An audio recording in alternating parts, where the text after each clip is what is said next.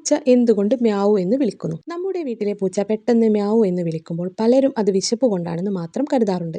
എന്നാൽ യഥാർത്ഥത്തിൽ എല്ലാ മ്യാവുവിനു പിന്നിലും വ്യത്യസ്തമായ അർത്ഥങ്ങളുണ്ട്. പൂച്ചകൾ മനുഷ്യരുമായി ആശയവിനിമയം നടത്താൻ ഉപയോഗിക്കുന്ന പ്രധാന ശബ്ദമാണ് മ്യാവു.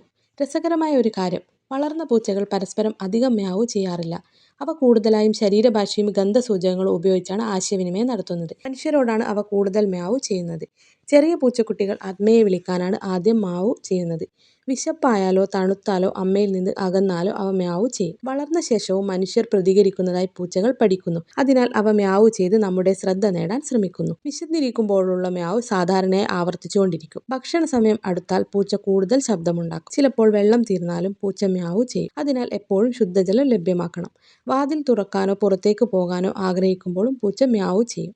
ഉടമയെ കണ്ട സന്തോഷത്തിലും പൂച്ച മൃദുവായ മ്യാവു ശബ്ദം ഉണ്ടാക്കും. കളിക്കാൻ തോന്നുമ്പോൾ ചില പൂച്ചകൾ കളിപ്പാട്ടത്തിന്റെ അടുത്തുനിന്ന് മ്യാവു ചെയ്യും. ദീർഘനേരം ഒറ്റയ്ക്കായി ഇരുന്നാൽ ശ്രദ്ധ ലഭിക്കാനായി മ്യാവു ചെയ്യാം. വേദനയോ അസുഖമോ ഉണ്ടായാൽ മ്യാവിന്റെ ശബ്ദം സാധാരണയേക്കാൾ വ്യത്യസ്തമാകാം. പെട്ടെന്ന് തുടർച്ചയായി ഉറക്കെ മ്യാവു ചെയ്യുകയാണെങ്കിൽ ആരോഗ്യ പ്രശ്നമുണ്ടോ എന്ന് ശ്രദ്ധിക്കണം. പ്രായമായ പൂച്ചകൾക്ക് ചിലപ്പോൾ ആശയക്കുഴപ്പം കാരണം രാത്രിയിൽ കൂടുതൽ മ്യാവു ചെയ്യാം. ഇണചേരൽ കാലത്ത് പൂച്ചയുടെ മ്യാവു വളരെ ഉച്ചത്തിലായിരിക്കും. ഭയം തോന്നുമ്പോൾ മ്യാവിന്റെ സ്വരം മാറും. ചിലപ്പോൾ അത് അലറുന്നത് പോലെയാകും. പുതിയ വീട്ടിലേക്ക് മാറുമ്പോൾ പരിചയമില്ലാത്ത അന്തരീക്ഷം കാരണം പൂച്ച കൂടുതൽ മ്യാവു ചെയ്യാം. പൂച്ചയുടെ ശബ്ദത്തിന്റെ ഉയരവും ദൈർഘ്യവും ഓരോ വികാരവും സൂചിപ്പിക്കാം. ചില പൂച്ചകൾ സംസാരപ്രിയരാണ്. ചിലത് വളരെ കുറച്ച് മാത്രമേ മ്യാവു ചെയ്യൂ. ഇത് സ്വഭാവ വ്യത്യാസമാണ്. ചില ഇനങ്ങളിൽപ്പെട്ട പൂച്ചകൾ, പ്രത്യേകിച്ച് സംസാരപ്രിയ ഇനങ്ങൾ, മറ്റുള്ളവയേക്കാൾ കൂടുതൽ മ്യാവു ചെയ്യാറുണ്ട്.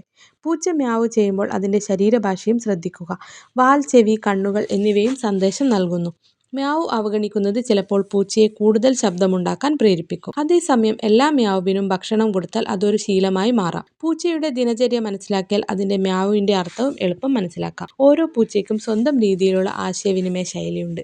അതിനെ തിരിച്ചറിയാൻ സമയം ചെലവഴിക്കണം. അതിനാൽ പൂച്ചയുടെ മ്യാവു വെറും ശബ്ദമല്ല, അത് നിങ്ങളുടെ പൂച്ച നിങ്ങളോട് സംസാരിക്കുന്ന ഭാഷയാണ്. അത് മനസ്സിലാക്കാൻ ശ്രമിച്ചാൽ നിങ്ങളുടെ ബന്ധം കൂടുതൽ ശക്തമാകും.